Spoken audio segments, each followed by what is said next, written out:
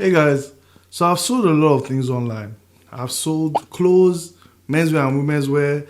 I've sold accessories. I've sold electronics. I've sold perfume. I've sold beauty products. The list is endless.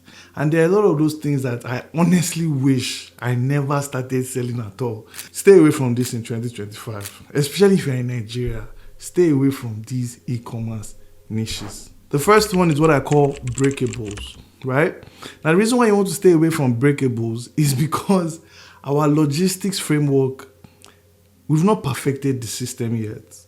I've been in situations where I had to transfer somebody's frames from one state to the other and they broke. There was a time when I transferred a TV from, where was that now? It was somewhere in Yaba. I transferred it from Yaba to the north. Thankfully, there was insurance for that TV. The TV got there was no screen.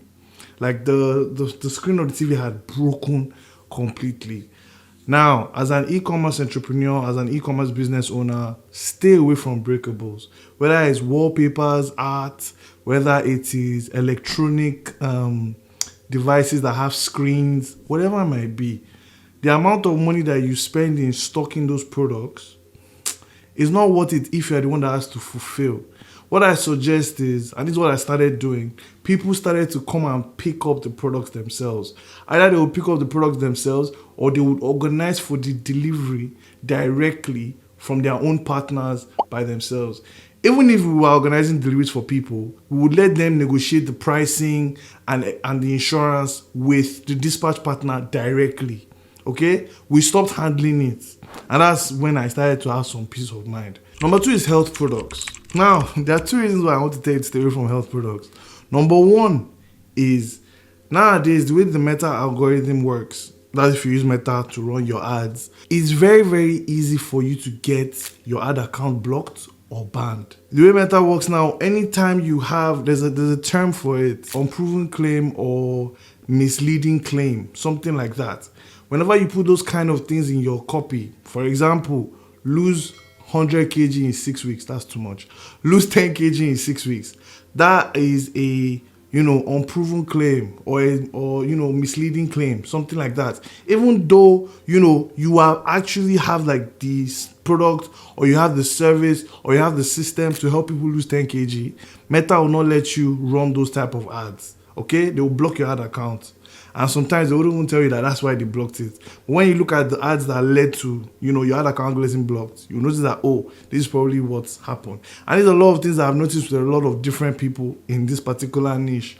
Some people, what they do, in case you want to go into this business, is those claims that they're talking about, they put it as a text in the creative. So let's say you're talking about a woman's transformation from 120 kg, she's now 110 kg or 100 kg, and she's able to fit into a fantastic wedding dress, something like that. Put all those claims in the video itself.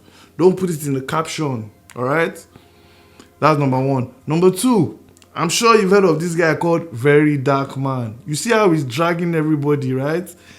Again, I'm not calling him a saint, or I'm not calling him an inspector, I'm not calling him a policeman. I don't even know what he does for a living, to be fair. Besides being a media personality. But you can see he has called out certain standards for people, especially in the health and products niche. So if you want to play in that niche, you need to make sure that your documentation is properly done. I know when it comes to documentation, majority of the time, it is NAFDAC and SON, which is the Standard Organization of Nigeria. You should do more research on these things if you are in this particular niche. But I know that you need to make sure one of these guys or even both of them are aligned with your business. If you know you don't have this documentation or you don't have these certain bodies aligned with your products and services or business, please do not start a business in the health and products niche. The next one is food and drinks.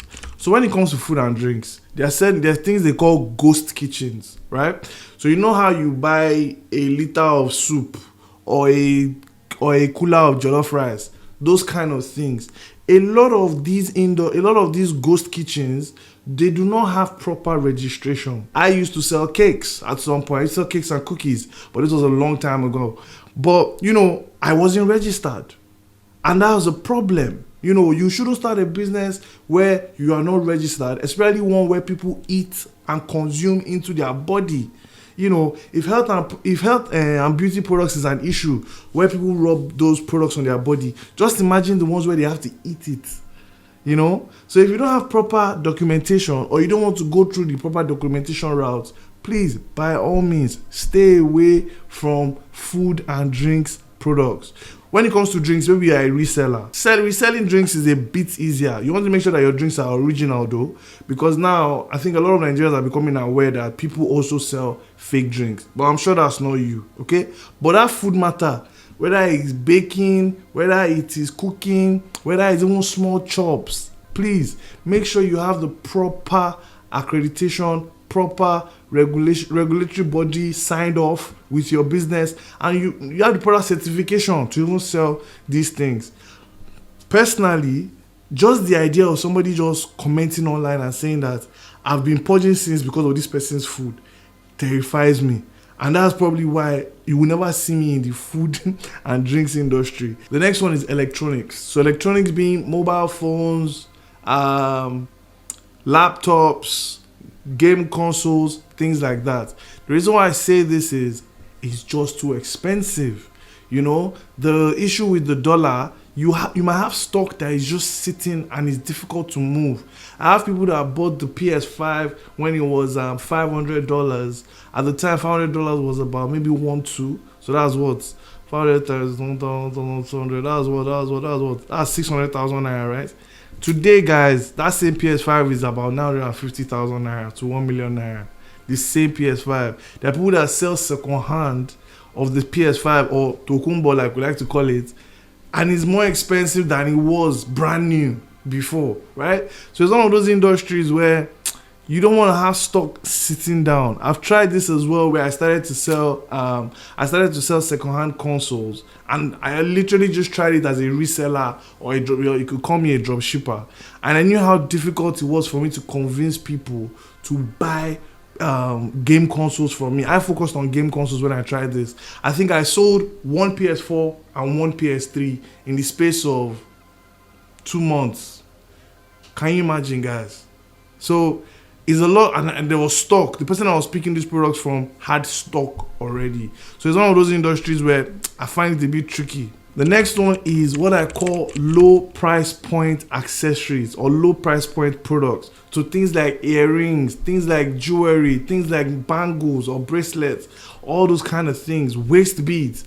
These things are low price points. People already know the price of these things. So you can't go and claim a high profit margin up. You can't start selling a pair of earrings for 20, 30, 40, 50,000 naira when everybody knows that you went to the Lagos Island market to get those same earrings.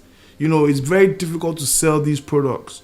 Because of that, I genuinely stay away. I try to tell people that whenever you're selling products, you want to make sure you can have a profit margin of minimum 15 to 20k. Before I used to say 10k, but now the way the economy is doing, you probably want to have a profit margin of 15 to 20k so that you can feed yourself and still cover for the cost of your advertising and even your business as well.